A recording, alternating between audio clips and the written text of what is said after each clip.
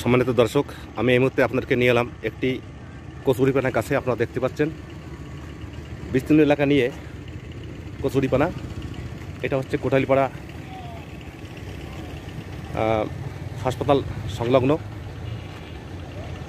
বিশাল আকৃতি যে পুকুর রয়েছে, এই পুকুর পাড়ে দেখুন পাড় বাঁধানো, আপনারা দেখতে পাচ্ছেন।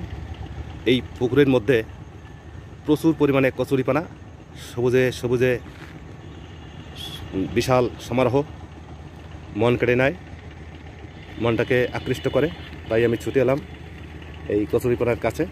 এই কচুরিপানা আমাদের বাংলাদেশের একটি ইতিহাস ঐতিহ্য, কারণ কচুরিপানার সঙ্গে আমাদের অনেক স্মৃতি জড়িয়ে আছে। তাই আপনাদেরকে একটু দেখানোর চেষ্টা করছি। তো বিশেষ করে এই কচুরিপানা বিলে ঝিলে পুকুরে ডুবায় এই কচুরিপানা বেশিরভাগ দেখা যায়।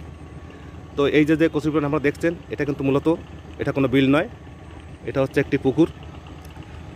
দেখুন বিশাল আকৃতি পুকুর, আপনাদেরকে পুরোটা একটু দেখানোর চেষ্টা করছি। এই যে একটু ঘুরে ঘুরে দেখাচ্ছি আপনাদেরকে, একটু খেয়াল করে দেখুন। এই দেখুন পাশে রাস্তা, আর এই যে কচুরিপানাগুলো দেখুন দারুণ সবুজের শোভাবর্ধন করেছে। তো বিশেষ করে এই কচুরির মধ্যে কিন্তু দেশি মাছ বেশি পাওয়া যায়, কই মাছ, শিঙি মাছ, মাগুর মাছ, শোল মাছ, এগুলো কিন্তু এই কচুরির মধ্যেই পাওয়া যায়। তা বিশেষ করে বিলে ঝিলে এই মাছ বেশি পাওয়া যায়। তো আপনারা আমার সঙ্গে যেখান থেকে যুক্ত হয়েছেন, আশা করি সকলের এটা ভালো লাগবে, এটা ভালো লাগারই কথা। তো বন্ধুরা, সবুজকে কে না ভালোবাসে। তো আসলে এই কচুরির যে কিছু উপকারিতা রয়েছে, সেটা হয়তো আমাদের অনেকের হয়তো অজানা থাকতে পারে। তা আমি কিছু ধারণা দিচ্ছি আপনাদেরকে। এই কচুরি কিন্তু মূলত আমাদের দেশে গরু মহিষের একটি বিশেষ খাদ্য হিসেবে ব্যবহার করা হয়। এটা একটি ভালো খাদ্য।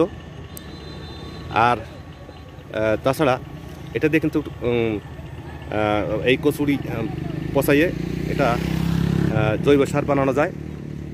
বিশেষ করে কুমড়ো গাছ, লাউ গাছ বানানোর জন্য এই কচুরি একটি বিশেষ উপযোগী সার। এটা আপনারা হয়তো বা অনেকেই জানেন। তো আসলে এই কচুরি এর যে আরও অনেক উপকারিতা রয়েছে, সেটা হয়তো আমাদের অনেক কিছু অজানা থাকতে পারে। তো আমি কিছু ধারণা দিচ্ছি। সেটা হচ্ছে এই কচুরির যে ডগাগুলো, বড় বড় যে ডগাগুলো, তো বিশেষ করে এই ডগাগুলো বিশেষ প্রক্রিয়ায় এটা শুকিয়ে বিদেশে রপ্তানি করা হয়।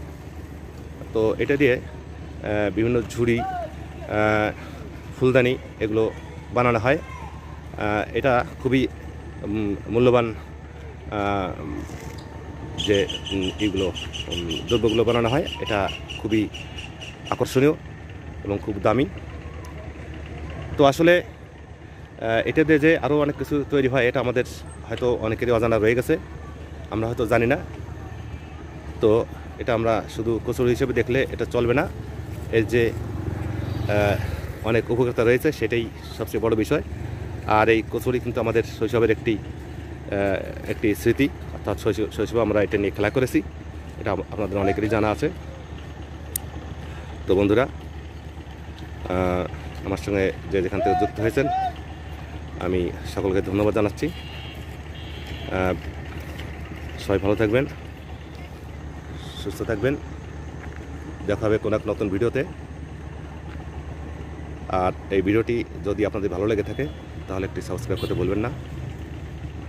ধন্যবাদ সবাইকে, আপাতত বিদায় নিচ্ছি, আবার দেখা হবে।